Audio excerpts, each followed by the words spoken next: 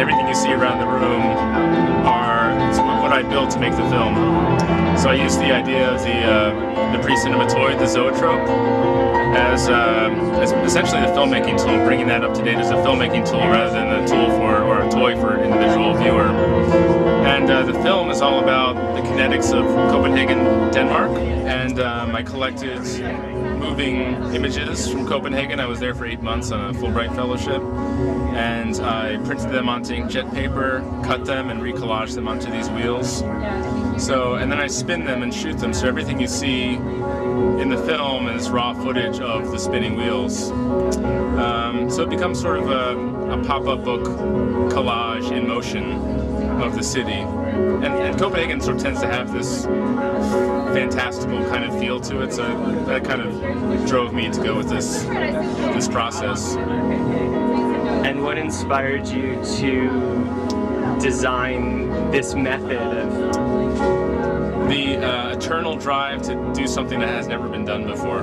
So I really wanted to try and do something, invent a new filmmaking method, basically. Instead of using tools provided by the market, instead of using, you know, Adobe After Effects and using Maya and the traditional digital animation tools, I really wanted to come up with my own filmmaking tool, and also one that uses the human hand to build it, basically. I kind of miss with digital animation the serendipity that comes from the physicality of something that you're actually doing with your hands, the accidents that happen. If you're trying to do that in digital animation, you sort of have to pre-engineer it. So I started to use strobe lights, but I couldn't get away from my filmmaker side. So I realized if I used a high shutter speed on a DV camera, I could make a film and build the objects. So I ended up, This is all Eric stuff? Yeah,